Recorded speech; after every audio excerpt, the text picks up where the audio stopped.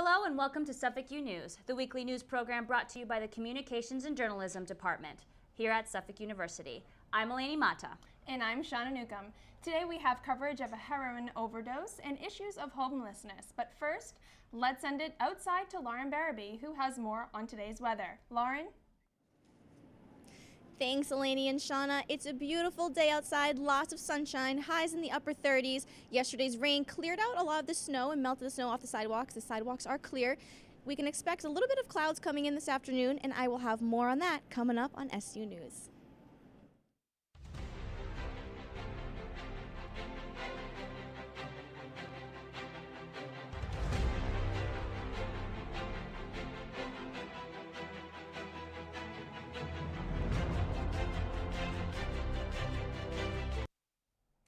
Hello, I'm Shauna Newcomb. And I'm Eleni Mata. Americans' ongoing struggle with heroin is pushing away towards college campuses. After 2 recent overdoses and 1 death at the University of Massachusetts Dartmouth, schools are taking stronger initiatives to warn students of the drugs. I met with students there who explained to me how they felt about the tragic death of their friend. Dartmouth comes to a standstill as it mourns the death of a friend and fellow student. A 20-year-old political science major lost a secret battle to heroin. His parents requested his name not to be used. Yeah, so he was an upbeat kid. You wouldn't really know that he had these demons that he was battling. It's always very sad to see a young soul being lost. Now, just behind me is the dormitory where Colin Gear's body was found by school officials. The university hopes to launch 2 campaigns in an effort to deter heroin use here on campus. We got a few emails from our RDs and RAs. They had a few seminars about dealing with addiction and how to get over it. College can be very depressing. It can be a very harsh experience. And I think it's important that we always have channels of support for our students.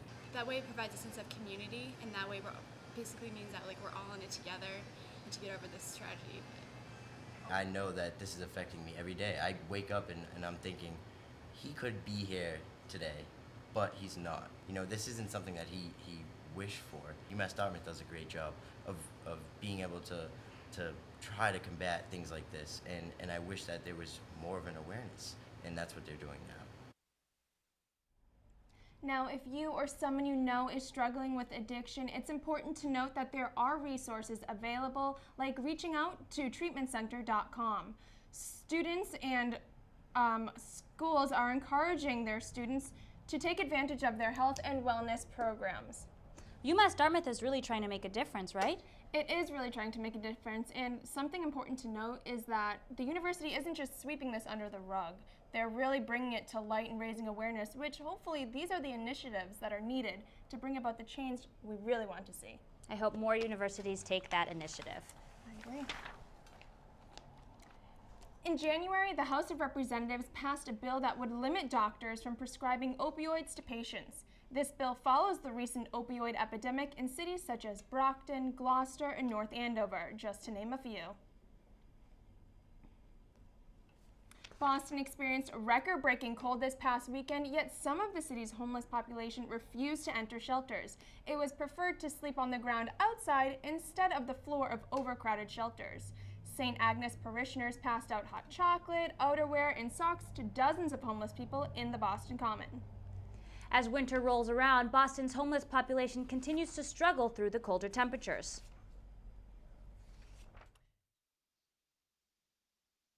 Working to make sure individuals have a warm, safe place to go.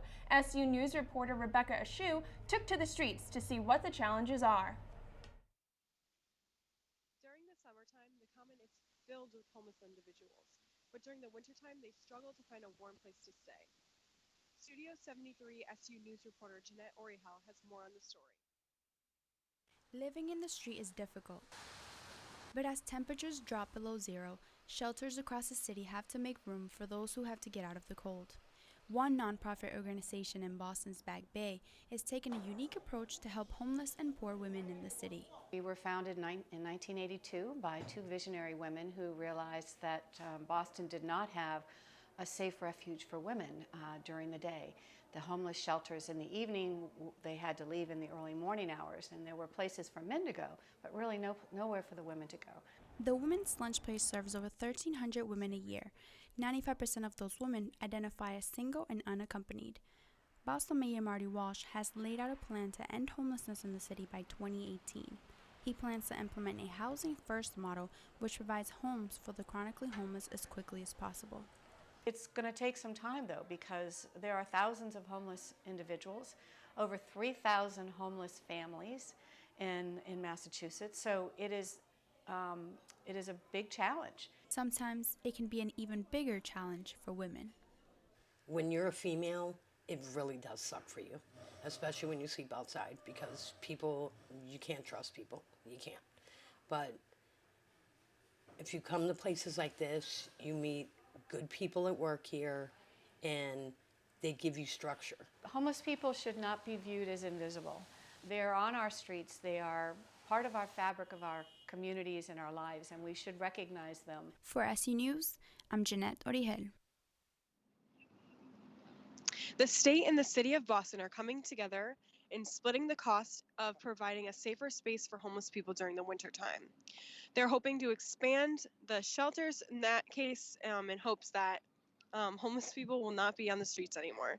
Back to you, Eleni and Shauna. Temperatures dropped to -9 degrees on Sunday, and with the added wind chill, it was a record -40 degrees, making it the coldest temperature on record for Boston in 80 years. Homeless shelters in the Boston area are working around the clock in order to accommodate any person who is in need of a warm place to stay. One of Boston's largest shelters, the Pine Street Inn, was already overcrowded, and it did not deny anyone a place to stay. If President's Day wasn't enough to cancel classes for Suffolk University, a water leak was. Take a look here.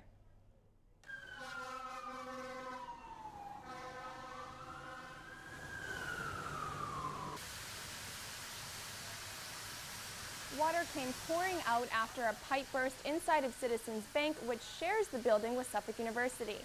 The sprinkler system throughout the building was shut off, forcing students and faculty to evacuate. Salt trucks were rushed in to stop the water from freezing. 73 Tremont resumed its normal schedule the following morning. Suffolk University, who just dropped their contract with Reagan Communications Group, may not be the last to join the list. UMass Building Authority, the organization responsible for building facilities for UMass colleges, isn't planning on renewing their contract with Reagan PR. Authority Chairman Philip Johnston told the Globe that communications is another area that can be handled by existing staff within the university, thereby eliminating the cost to UMass. Now, who wouldn't love to be on the sideline of the Super Bowl? A Suffolk University student had that privilege and will share his story when we return.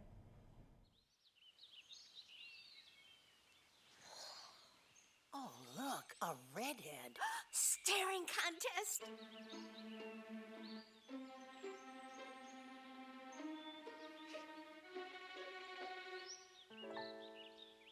You still got it.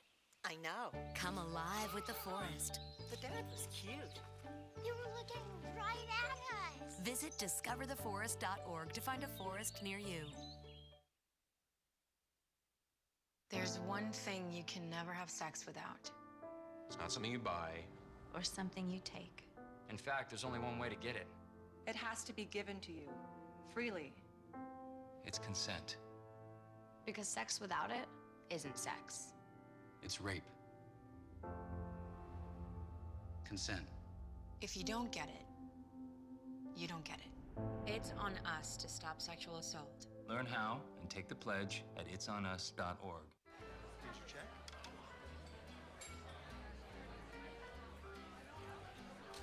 Oh, you got it. You know, since I got rid of my car, I really enjoy walking. Okay.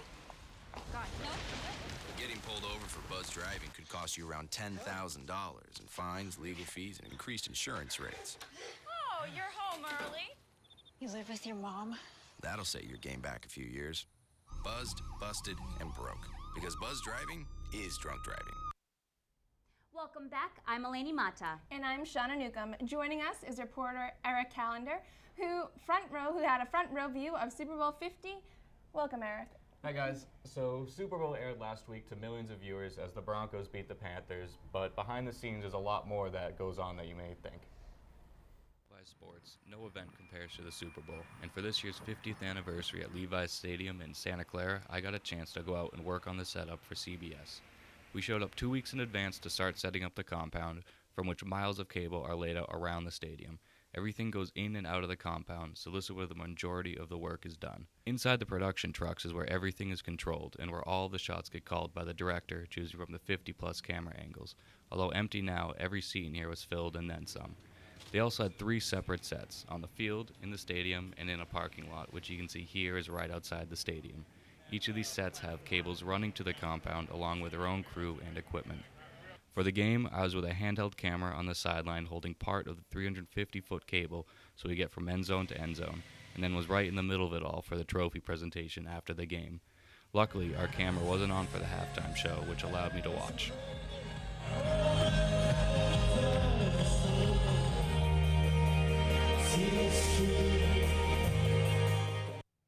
That looked like so much fun, but I heard that wasn't your first rodeo. No, it was actually my 3rd Super Bowl and the 2nd that I've worked at now. Oh, so which one was your favorite? Well, Super Bowl 50 was really cool, but I'm still a little bitter about the Broncos being there and everything. So my favorite was probably, although I was only there to watch, was Super Bowl 44 because I got to see The Who do the halftime show, which was a really good performance. Thanks, Eric, so much. History was made this past weekend by both the men and women's basketball teams at their senior day event. Suffolk U News reporter Katie Martineau joins us live from the gym to tell us more. I am outside of the Ridgeway Gym where last Saturday the men's basketball team lost their senior day game by just 1 point. While it was a disappointing loss, there was one senior who had plenty of reason to celebrate. It's senior night. Suffolk is hosting Riviera University, and the countdown is on.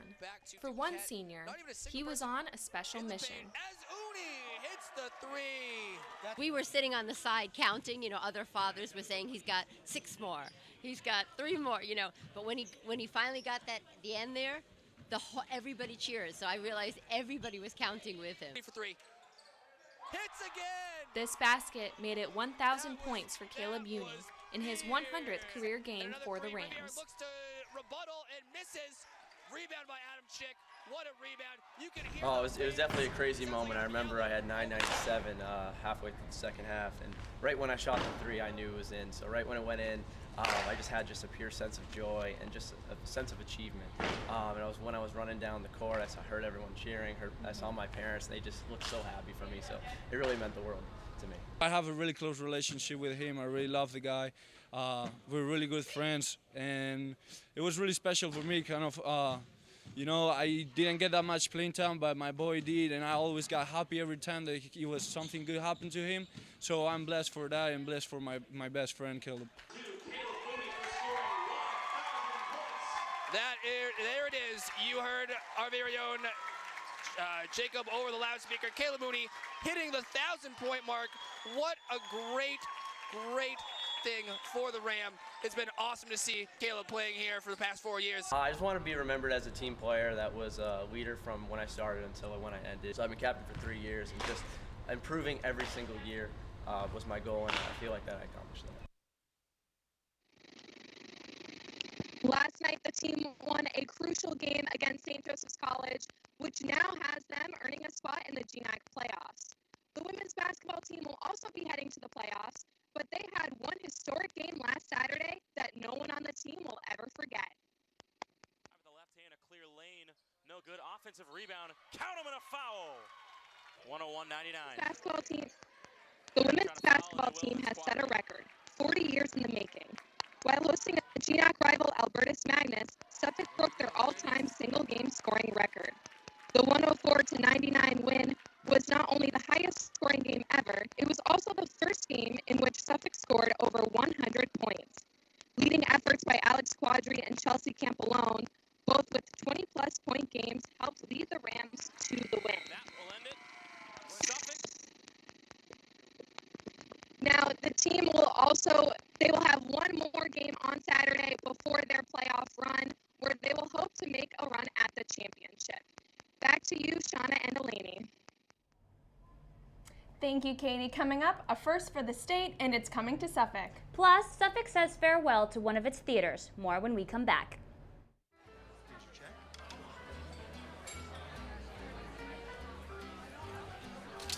Oh, you got it. You know, since I got rid of my car, I really enjoy walking. Okay. God, no. Getting pulled over for buzz driving could cost you around $10,000 in fines, legal fees, and increased insurance rates. Oh, you're home early. You live with your mom? That'll set your game back a few years. Buzzed, busted, and broke. Because buzz driving is drunk driving.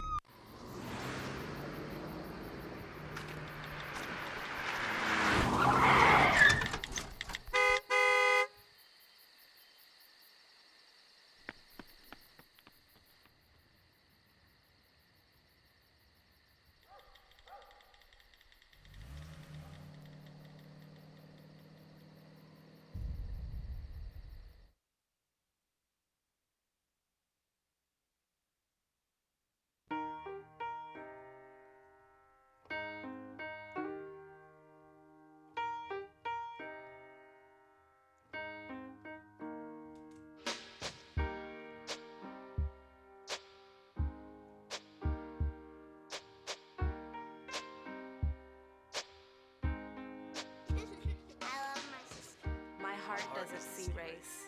Love is love.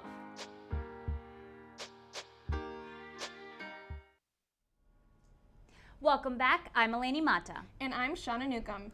The 3-day performance of the Spring Showcase was met with excitement and sadness as Suffolk University students said goodbye to the Black Box Theater.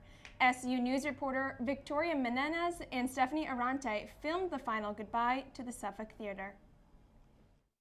The show must go on, but it's a sentimental opening night for the Suffolk University Theater Department. The beloved student theater will see its last show after university administration terminated the lease on the building that housed the space. The annual Spring Showcase is the final show that will take place in the student theater. Student actor Dylan Anarina says the move to a new theater will be bittersweet. My 3 years here at Suffolk, we've done a number of shows here, and between theater department shows and with my sketch group, it's like, you know, it's kind of weird thinking that this is it. Student writer and director Maggie B is excited for the chance in a new space. I'm a first semester senior, so my second to last semester is doing my own show here, and then it'll be cool because my last semester I get to be in the new space. So it's cool that I kind of get to say goodbye to the space and then briefly say kind of hello to the next one. The Spring Showcase is a trio of short shows generated exclusively by students. The theater group act as talent, write, direct, and produce the shows to an audience. This is my first opening night as a director. This has been sort of an unreal experience. The show is intended to be a creative mix, and this year's showcase is no exception. One, inspired by Big Brother, the next, an adaptation of the tragedy Oedipus. Admission to the show is free and open to the public, and is often attended by students, faculty, and locals who appreciate student theater. Our names are the last ones in this space, and I think we're all very excited about that. Suffolk hasn't made it clear when they are completely vacating the building, but reports indicate that the move should come by the end of 2016. An innovative idea may be hitting the Suffolk campus. Half of the population may not notice, but the other half is thrilled. Jackie Bletzer will show you the program that is putting Suffolk on the map among other universities. Jackie? Not only was this project created by a student, but for the students. And the added bonus, it's free of charge. Room at Suffolk University, you may have noticed something vital is missing. Proper sanitary items. One student didn't think that was right. Junior Caroline Stern was now on a mission to create a policy to ensure tampons and pads are not only made available to students, but also free of charge. It benefits everyone. It makes life easier, it makes going to class easier, it makes having group projects easier. It's just an extra thing that gives us, a little bit more comfort that we can come to school and not worry that we have to leave class. She's calling it the TAMP Act, so get ready because this will be a huge milestone for Suffolk University. To be able to be a part of a change and a movement like this at a school that is one of the first schools in the country to, have this happen is so beneficial regardless of what gender you refer to yourself as. Started off as a project has now become something much bigger. She got her professor involved and is now trying to get the university to make it a long-lasting policy. Somewhere in the allotted budget, they had enough money to buy wholesale tampons and make sure that they would technically be replaced every time they were empty, which means somewhere in the budget is money to have enough tampons to keep buying every time they're replaced. Even the boys are welcoming of this idea. I think it would be an amazing implementation to Suffolk as a school. I think gender inequality is a big thing at the school, and I like that we're supporting it. The university will begin a trial for the policy soon, and if it works, Suffolk will be leading the way amongst universities across the country. That's why this has to be done, and we have to start at Suffolk. A trial run for the policy is coming soon. It will test to see if students take advantage of the free tampons. If you want to learn more, listen to Caroline Stern speak about her project at the National Women's Day event at Suffolk on March 8th. Reporting for SU News, I'm Jackie Bletzer. Back to you, Eleni and Shauna. Eleni, we've had a really weird week with weather. I agree, Shauna, especially when one of the more popular places to be around this time of year isn't so popular. Our very own Cynthia is live at the Frog Pond in the Boston Common. Cynthia?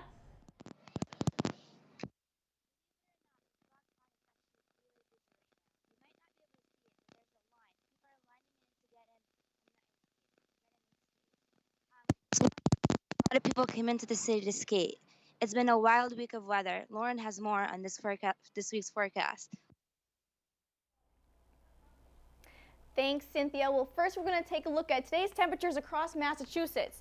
Some of our cooler temperatures around the low 30s are out west towards Pittsfield and Great Barrington, the Springfield area.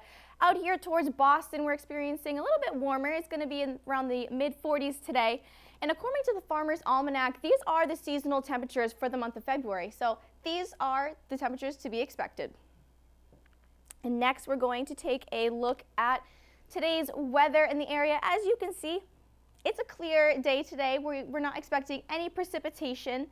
And this is quite a different look from what we saw this time last year, where we were buried in snow. We had already beat the record for the snowiest February in Boston's history ever. So I think Bostonians will take it. And today, you see, we have a high of 45 degrees and a low of 27. We can expect it to be partly cloudy out there. Tomorrow, Thursday, temperatures will be around 36 with a low of 20. Again, similar to today, also partly cloudy. Friday is going to be the pick of the week. It's going to be mostly sunny and highs around 39 degrees. Saturday is the only day this week where we can expect a little bit of precipitation. There's going to be about a 40% chance of rain on Saturday. And Sunday, another gorgeous day, 51 degrees in the city of Boston with a low of 33. Now, Eleni, back to you. Thanks, Lauren. Stay tuned. Coming up, we'll take a look at a new neighbor in Boston's Seaport District. Sure, I look cute now, but when my owner lost his job, it was rough. I was living on the street, and one night, me and this Cocker Spaniel got into it so bad, I wound up looking like an ice cream cone. I cried a little bit, but thankfully I got rescued, so I'm running, I'm jumping, all back to my old self. And I'm ready to give unconditional love, even if you put a lampshade on my head.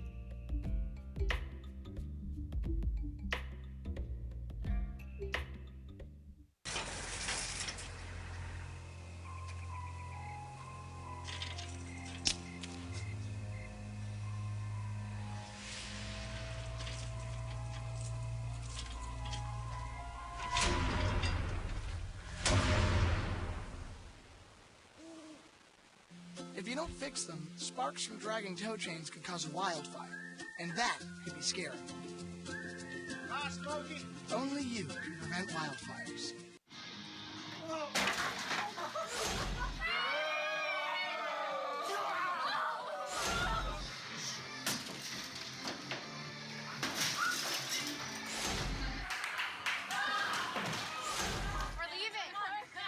Most party fouls are pretty dumb.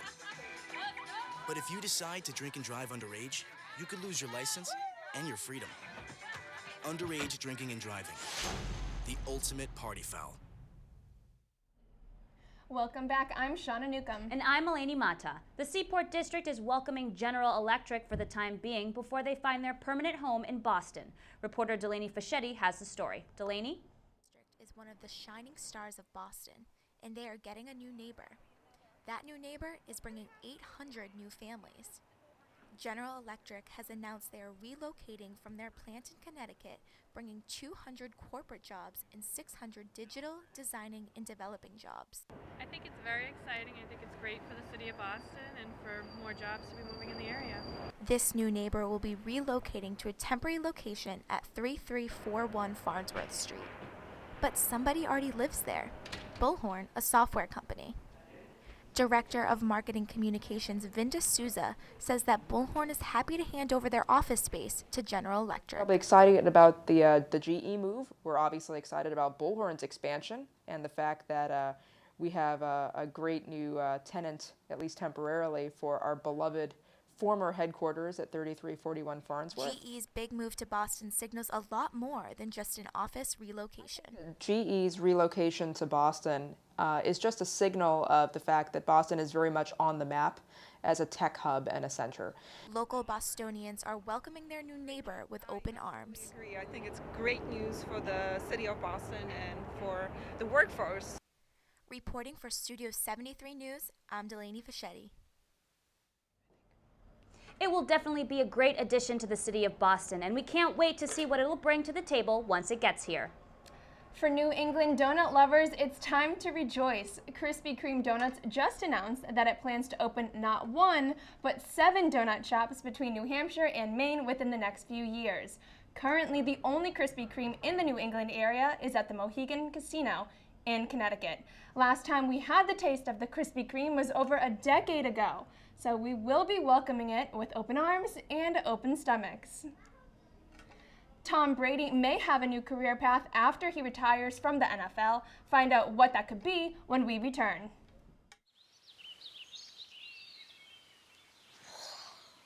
Oh, look, a redhead. Staring contest.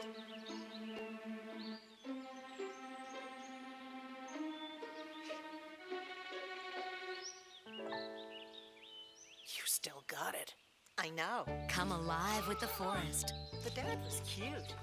You were looking right at us. Visit discovertheforest.org to find a forest near you. Welcome back. I'm Eleni Mata. And I'm Shauna Newcomb. Patriots quarterback Tom Brady was reported to have been nominated 4 times in the New Hampshire primary by both parties. Perhaps Brady could be a political unifier after his playing days are completed. Great, that does it for us this week at SU Newscast. Thank you for joining us. As always, I'm Shauna Newcomb. And I'm Eleni Mata. See you next week.